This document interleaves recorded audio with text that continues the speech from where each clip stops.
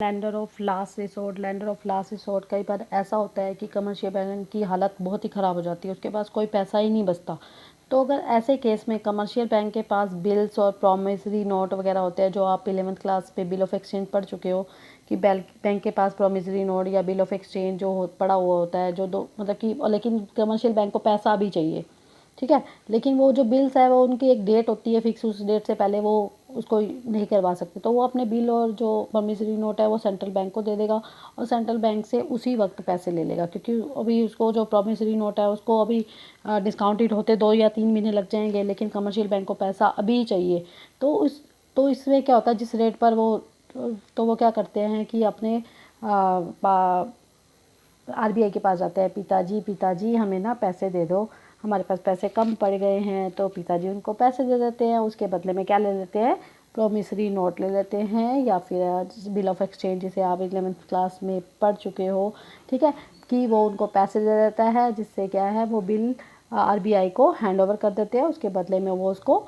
पैसे दे देता है, ठीक है। तो ये सब चीज़ें लैंडर ऑफ लास्ट रिसोर्ट, मतलब लास्ट सिचुएशन आ जाती है, बैंक के पास कोई ऑप्शन ही नहीं बचता, क्या करे, वो आरबीआई के पास भागता है, अपने पापा के पास भागता है। जब हमारे पास भी कोई ऑप्शन नहीं बचता ना,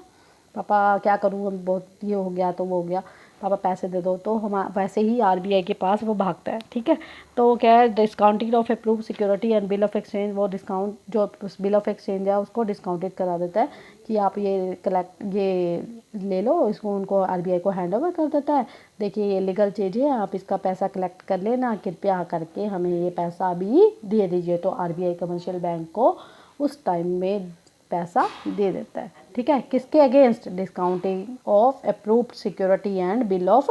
एक्सचेंज के बिहाफ पे दे देता है। तो कमर्शियल बैंक एडवांस में पैसा ले लेते हैं और आरबीआई उसे बिल उन्हें दे देता है। Next is the clearing house. Clearing house means, clearing, मान लो कि 2 बैंक में झगड़ा हो गया, ठीक है, हम तुम्हारा पैसा नहीं देंगे, तो अब इसमें क्या करोगे, क्या करेंगे, तो झगड़ा कर बैठोगे या आरबीआई, तो आरबीआई के पास जाएंगे, आरबीआई के पास केस फाइल होता है, तो आरबीआई अकाउंट में क्या करता है, डेबिट क्रेडिट कुछ भी करेगा, तो क्या करेगा, उसमें उस झगड़ा को सुलझाता है, ठीक है। क्लियरिंग हाउस करके वो आरबीआई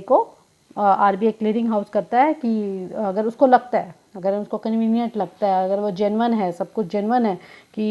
एक बैंक ने दूसरे बैंक का पैसा नहीं दिया, उसका मार लिया पैसा, अगर वो जेन्युइन है, अगर आरबीआई को लगता है, तो वो उसका पैसा वापस निकलवा देता है।